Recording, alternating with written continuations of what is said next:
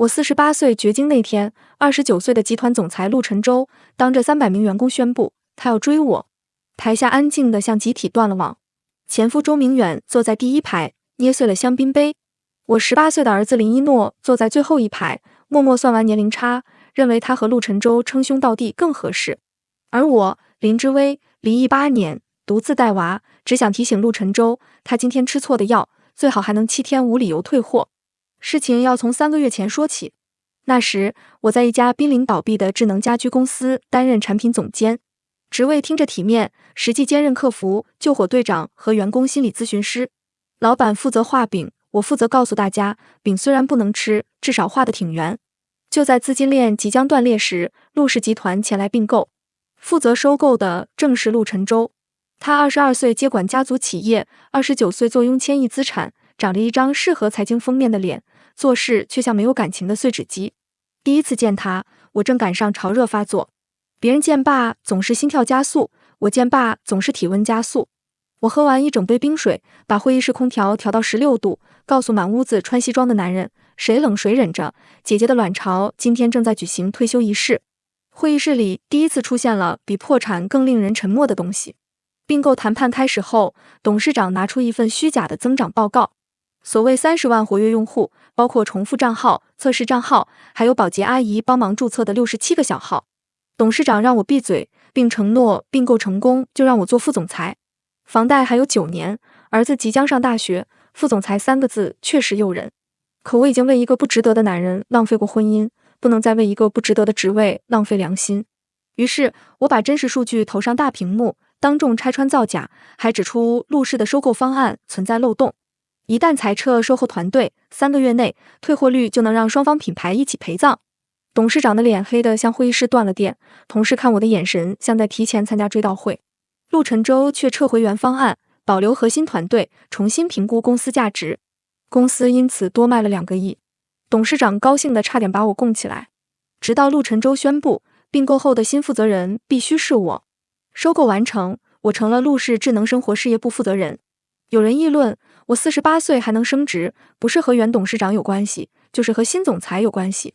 我聽完很欣慰，在他們的想象裡，我一個快50歲的女人，居然能同時拿下2任老闆。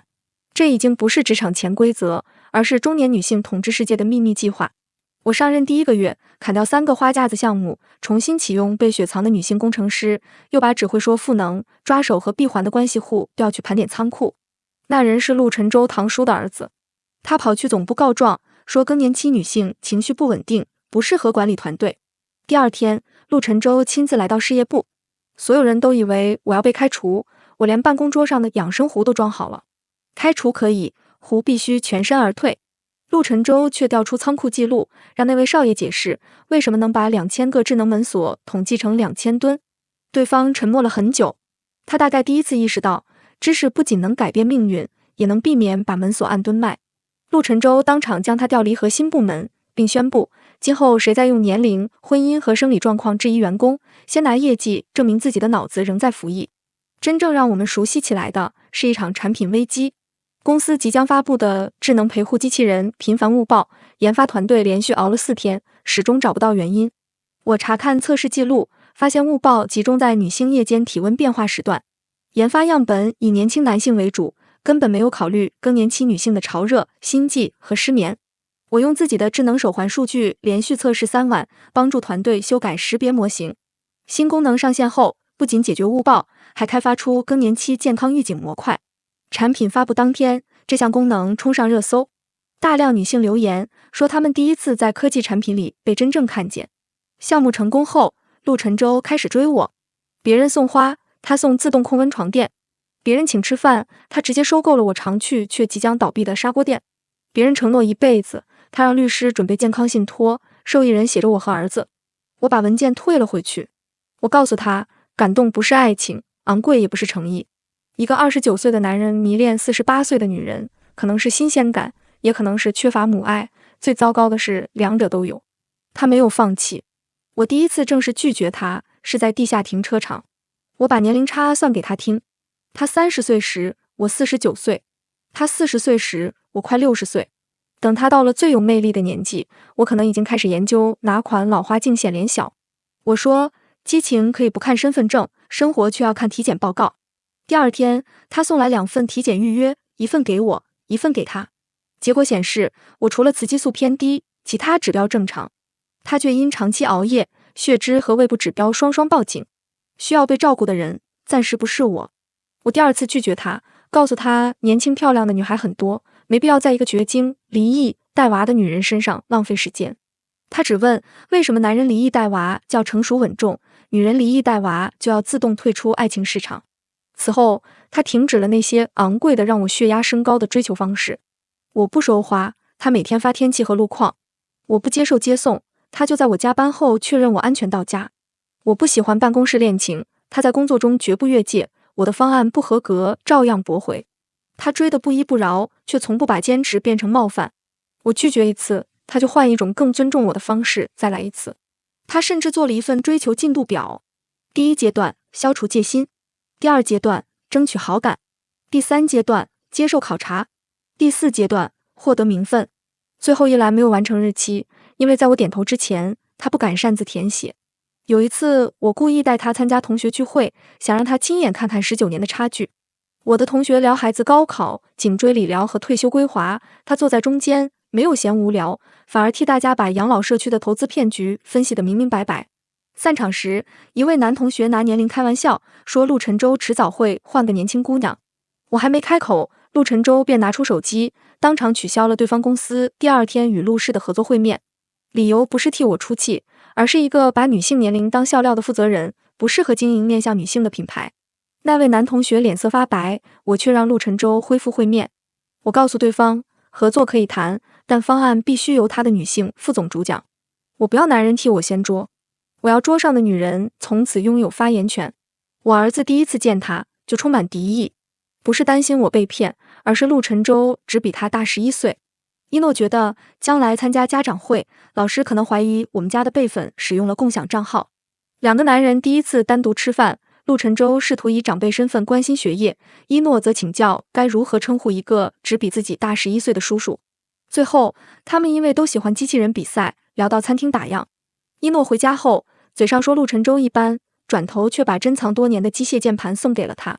公司裡也有人等着看我的笑話。合作方千金蘇曼青，27歲，年輕漂亮，家世顯赫。她在項目會上問我，會不會因為年紀大，跟不上年輕消費者。會議室裡的人紛紛低頭，等着看2個女人為一個男人爭風吃醋。我沒有接他遞來的詞境劇本，我把他的方案投上大屏幕，指出其中3組數據已經過期，所謂年輕化設計，不過是把按鈕改成粉色，再多放幾個感嘆號。我告訴他，年輕是一種年齡，不是一種能力。女人真正的敵人，從來不是另一個女人，而是拿性別和年齡掩蓋無能的人。陸晨舟全程沒有替我說話，如果他開口，這只會變成霸總偏愛年長女友。只有我親自贏，別人記住的才是林志威的本事。會議結束後，他只遞來一杯溫度剛好的冰美式。別人家的霸總負責英雄救美，我家的這位比較懂事，知道美不需要救，只需要賽後補水。後來蘇曼青承認，他並不是真的喜歡陸晨舟，只是不甘心輸給一個比自己大21歲的女人。我告訴他，他沒有輸給我，只是輸給了把男人的選擇當成女性價值評分的規則。幾個月後，他加入我的銀齡智能生活計劃，成了最能打的市場負責人。我們沒有成為情敵，我們成了讓董事會最頭疼的2個女人。就在我逐漸動心時，前夫周明遠回來了。8年前，他嫌我工作太忙，和年輕女助理有了婚外情。如今他開着豪車，戴着名錶，頭頂反射的光比車燈更有存在感。他得知我升職，又聽說陸晨舟追我，突然開始回憶當年的感情。他主動承擔兒子學費，還暗示只要我願意復婚，他可以不計較我和陸晨舟之間的事。一個出軌的前夫，居然願意不計較前妻被優秀男人追求，胸懷之寬廣，足以申請世界文化遺產。我退回所有禮物，只留下大學費用承諾書。父愛可以遲到，學費最好準時到賬。周明遠見溫情牌無效，便在行業酒會上嘲諷我一把年紀不安分，妄想嫁進豪門。陸晨舟正要出面，我先拿過話筒，把周明遠公司最近3年的數據投上大屏幕，指出他的核心業務快速下滑，新項目還抄襲了我團隊5年前淘汰的方案。我順便提醒投資人，他的現金流只夠撐4個月。酒會結束前，2個合作方提前離場。成年人的耳光不一定打在臉上，有時打在財報上，聲音更響。周明遠指責我靠陸晨舟撐腰，我告訴他，他最大的誤解是以為女人離開一個男人，就只能尋找另一個男人。可我離開他之後，先找回的是自己。那天晚上，我第一次主動牽了陸晨舟的手。傳說中冷酷無情的霸總，手心居然全是汗。但牽手不代表轉正。第二天，我給他列出戀愛試用期守則：第一，不許干涉我的工作；第二，不許用錢解決所有問題；第三，不許默認年長的一方永遠理智，永遠包容；第四，我不會為了進入陸家放棄事業，也不會隱藏年齡；第五，如果有一天後悔，必須體面離開。別人和霸總談戀愛，收到的是黑卡；我和霸總談戀愛，先讓他簽用戶協議。陸晨舟一條沒改，只在最後補充：如果試用期表現優秀，希望甲方林之威優先考慮長期續約。豪門愛情如果沒有阻力，就像手機沒有網絡，只剩一個昂貴的擺設。陸晨舟的母親很快邀請我參加家族晚宴，想讓我看清我們之間的差距。晚宴上，名媛們聊藝術品、馬術和私人飛機，我對這些都不熟。我唯一擅長駕馭的是早高峰隨時可能失控的電動車。有人問我收藏什麼，我說我收藏用戶投訴。過去15年，我保存了4萬多條投訴，並整理出陸氏未來5年的產品方向。我當場指出，陸氏一直忽略45歲以上的女性消費者，她們有穩定收入和家庭決策權，卻長期被科技行業當成只會購買保健品的人。我用20分鐘講完市場規模、產品路徑和盈利模型。晚宴結束時，3位董事主動向我要方案。陸夫人安排的下馬威，最後變成了我的項目路演。第2周，董事會批准了銀齡智能生活計劃，陸夫人成為監督人。她第一次參加體驗會，就偷偷把空調調到16度。我一看就知道，她也正在經歷潮熱。2個被激素折騰得睡不着的女人，在凌晨3點的線上會議裡建立了革命友誼。可陸家堂嬸又當眾暗示，我已經不能生育，陸家的繼承遲早會成為麻煩。我放下筷子，告訴她，陸氏繼承的是企業，不是皇位。現代公司靠能力運轉，不靠女人的子宮提供零部件。我又提醒她，她那個被調去倉庫的兒子，連門鎖暗個還是暗蹲都分不清。與其擔心我能不能生，不如擔心他已經生出來的那個能不能用。陸夫人第一個笑出聲。陸晨舟隨後更新家族信託，明確我兒子不必改姓，也無需承擔繼承義務。公司未來的管理權只看能力，不看血緣。事業順利時，公司突然爆發數據洩露危機，泄密賬號屬於我，監控拍到我深夜進入資料室，連轉賬記錄都出現在我的銀行卡裡。董事會要求停職，陸晨舟想替我擔保，我拒絕了。我不需要他用總裁身份證明我的清白，否則別人只會認定我能站在這裡全靠偏愛。我主動交出賬號，和兒子一起調查。一諾發現監控時間戳有跳針，泄密賬號的登錄習慣則與前董事長助理一致。幕後黑手正是失去權力的原董事長和周明遠。我故意放出消息，說核心算法還有一份離線備份藏在舊檔案室。周明遠果然派人潛入，被提前等候的警方當場抓住，原董事長和助理也相繼落網。真相公布後，我重新回到公司。董事會只想恢復我的職位，我卻要求補發工資、賠償名譽損失，並給我銀齡項目5%的長期分紅。有人覺得我太貪心，我提醒他們，委屈如果不能折現，就只能留在身體裡變成結節。董事會最終全票通過。女性真正的爽，不是被冤枉後等着王子來救，而是自己找到證據，再順手給委屈開一張合法發票。新品發布會上，我穿着紅色長裙介紹女性健康陪護系統。發布結束，陸晨舟走上舞台，宣布我正式升任集團首席產品官，進入董事會，擁有獨立決策權。緊接着，他才宣布會以追求者身份正式競爭我的私人時間，接受全體員工監督，絕不利用職權插隊。於是，就出現了開頭那一幕：29歲的千億總裁當眾追求48歲、離異、帶娃、已經絕經的我。所有人都等着我感動落淚。我卻先問他，之前收購砂鍋店的行為是否違反採購流程？全場笑成一片。我沒有馬上答應嫁給他，只給了他一個試用期。畢竟我是做產品的，再優秀的男人也要經過穩定性測試、兼容性測試和長期售後評估。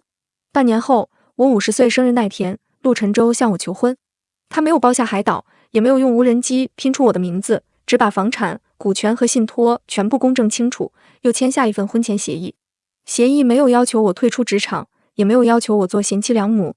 唯一特殊的條款是他永遠不會以年齡、疾病和容貌變化作為背棄婚姻的理由。婚禮那天，我穿了一件露背禮服。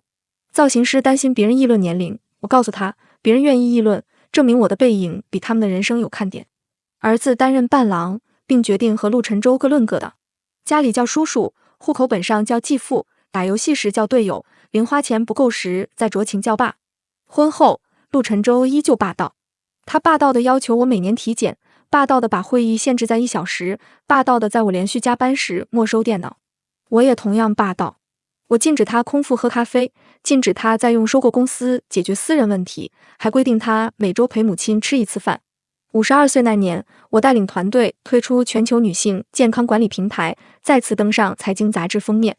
標題沒有寫陸晨舟的妻子，也沒有寫離異、帶娃和絕經，上面只有一句話：林之薇，重新定義女性年齡價值的產品領袖。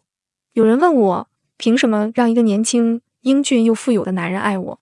這個問題本身就很好笑，仿佛年輕男人的愛是什麼終身成就獎，只有完美無瑕的女人才配領取。